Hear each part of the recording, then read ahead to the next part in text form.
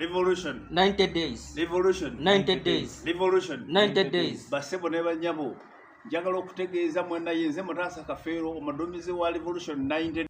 Alright, wetugerera sawa zineno haba 90 days of revolutionary habazzeemu ne balabikako mu kamera era nyongera okujukiza nti bano basajja tetunategeera ekigendererwa kyabwe ekituufu naye abasinga bagamba nti no just they are a diversion bagezaako okubeera nga bajja bannayuganda ku mulamwa gwa His Excellency Robert Kyagulanyi. Bidino njaga tugiwa obudde ate olutalo olubaluseewo mu State House beekubye bubi nnyo Frank Gashumba wamu ne Honorable Kabanda mu maaso awo mbirina naye nga tetunagendayo nyongera okujukiza video eno soko gimpereka like bomaze subscribinga wegate ku mukutu gwe guno olunaku olwaliro nga bwe nkugambye omukulu amanyikiddwa nga Kafeero ate nga yakulira the 90 days revolutionary ey'okujjako President Museveni mpaka ne kati tebanaba kubeera nga babakwata sinaba kulaba poliisi evaayo ekikonde eminga kibali mu kubeera nga bakola mu mawulire singa babadde bana ba NUP mulowooza singa bakyaliwa bweru beera nga otubulira ebirowoozo byo mu comment section naye nga tetunagendayo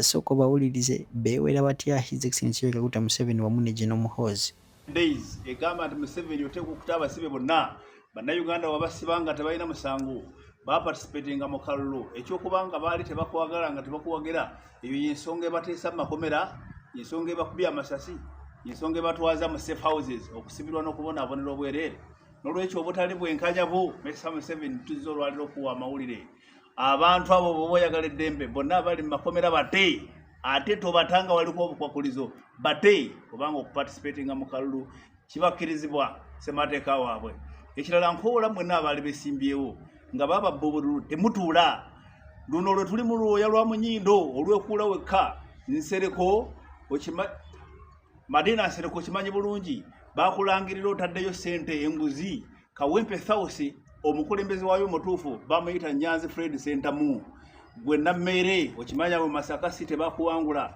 obulu ne mukola oluyayiyayi mu kooti ne bakulangirira nkutegeeza obwo obuwanguzi si bubo era abantu b'e Masaka musituke mutwegatteko obuwanguzi bwaffe tubwagala wano mu Kampala Central Katambu ye yawangula ku bwa chairman LC ku division naye bateekawo Salimu Uhuru sigwe mukulembeze wa Kampala Central Misa Kabanda Lubongo yakuwangula era oteekwa okuvaawo awo Luyindi Nakawa sigwe wawangula eyawangula amanyiddwa bulungi nnyo ye Waiswa Mufumbiro era ye mukulembezi waawo n'olwekyo bano bonna benkoonako abantu beeyo mangu mutwegatteko tulabe nga tukomyawo obuwanguzi bw'abantu bammwe kansala namuli mu mulago eyawangula bonna be balangirira bakyamu era bawangulira mu bukyamu tubategeeza timutwegatteko tunina obuwanguzi bw'abantu bammwe Nakaseke Lutamaguzi yawangula ne balangirira Nsereko Nakaseke Central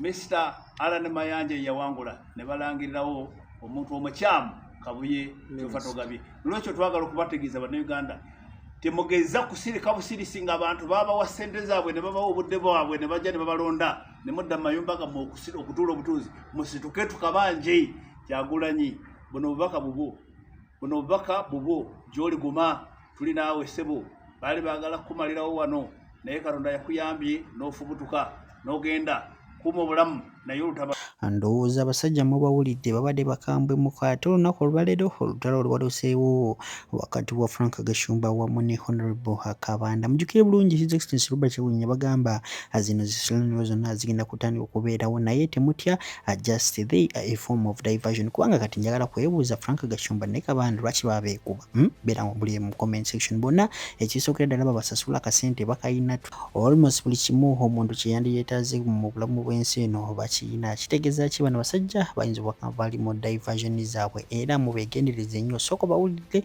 omala ombulira ebyadalooza bya ddala oba bali mu kusaaga omukulu abasajja mivule final akkiriza His Excellency Robert Kyagulanyi si wa bulijjo mu maaso awo mukuletedde.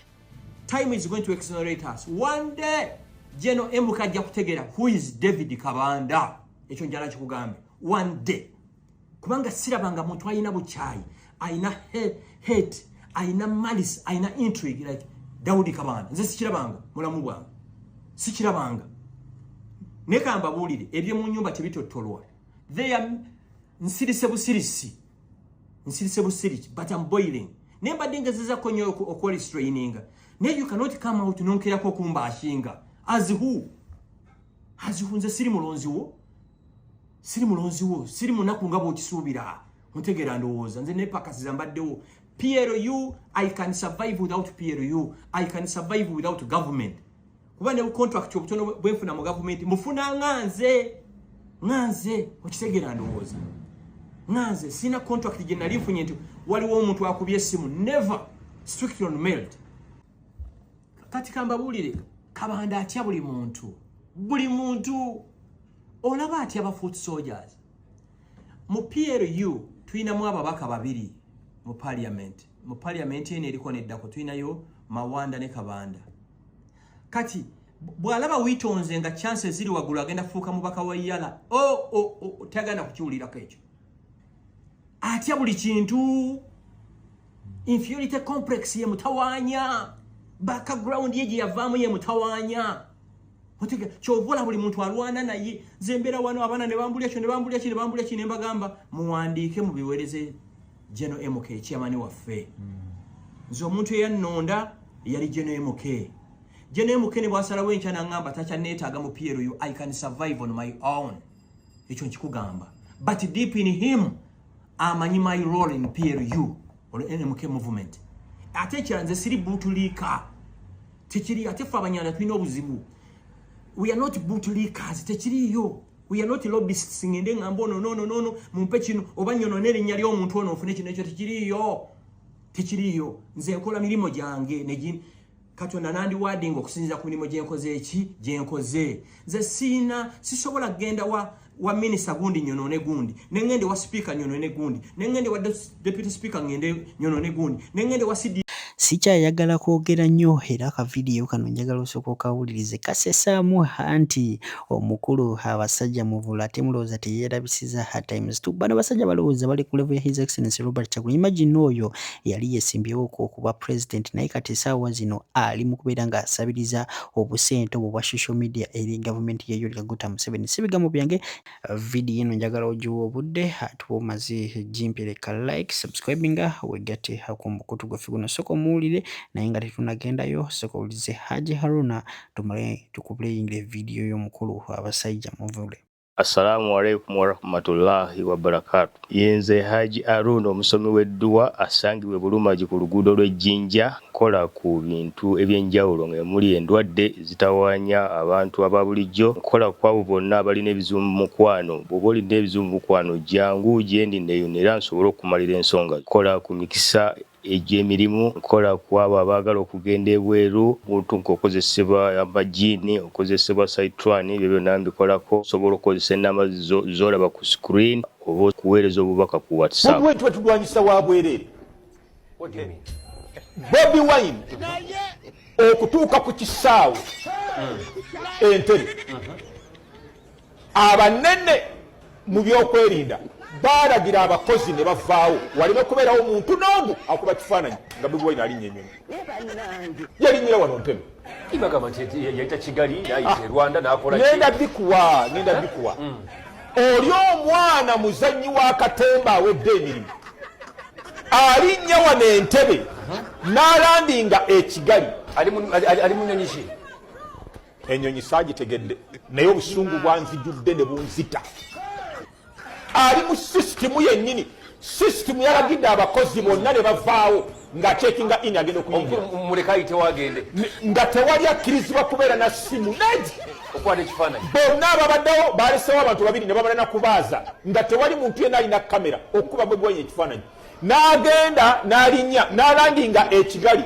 ne bakwata mu vidiyo mbu yayise Kigali yalinnyidde wano ekintu nga kipange security ng'eyekirimu kakati kanjogere kino njagala omuntu yenna nze ndi mu security teekawo miliyoni zo 10 ate nange nzirina 100 million nze nzirina sente entambule nazo sagala kweraga nnyo okweraga banda oziraba ezo miliyoni 5 nze namuno zijjudde nagambye bitala byanta omuntu ateekawo miliyoni ze 10 obanga si emwayi teyakiriimu mu kupanga okutambuza Bobi Wine okumisa ku ssaawa Entebbe. Si propaganda. Nkubulidde. Mwami Muvule. Kakati wandeese wano nonyanjula nti ndi mu kintu kituufu. Kati nze ggonyali mu nnyanja nkugamba nti ebyennyanja byaggwamu ate gw'ogamba nti kantwale eryato otekemu amafuta go temuli byennyanja ndi ggoonya. Siganye gwambikira waziika. Naye waliwo ekintu kyempulanga propaganda. Bw'oŋŋamba nti CMI mweri mu kintu kino ekyakyagulanya okufuluma. Kakati kanyongera okubasomesa ekirala. Mazima. Okumanya omwana ono Mwami Museveni otukoze bubi. N'otukyayisa Abaganda ne tukuba Buganda munnaffe ku lulwo Museveni tuwagira gwe nga omwana mulenzi wo. Kati kankubulire gavumenti eno bw'ebanga tekolagana na Bobi Wine office etuwa kada zino ndagamuntu bwe bakolagana ne immigration kitwala ku typinga butayipinzi bwekiti nti tumugjeeko obutuuze bwa Uganda passport nefa tasobola kuva ku kisaawe Kigali n'ayingira London. Lwaki gavumenti ekikola? Tasobola. Omugezi yenna alina obwongo ng'obw'abasajja Mivule. Ansa njagala ogimpe. Gavumenti eno banga tekolagana na Bobi Wine temwagala nga ddala Bobi Wine agiyeekera. Nga nabo bakimanyi balwanyisa muyeekera. Ekibagaana kati kamba yambe nasoma nnyo ate nsoma nnyo. Saudi Arabia yali edisowninga Osama bin Laden. Ekyo kye baakola bamuggyako bugi citizenship passport ye eya Saudi ne bagimuggyako n'aba nga tasobola kutambula okuggyako ng'ayita mu bupanya bwokka. Okutegera kakati ono abuuka nnyonyi n'agenda Canada n'agenda Sweden n'agenda South Africa atambulira mu nnyonyi bamuggyeko obutuuze passport but rendering invalid. Taddamu kutambula. President, who is fooling who here? Nkugambye nti Mwami Museveni yennyini yatufuula.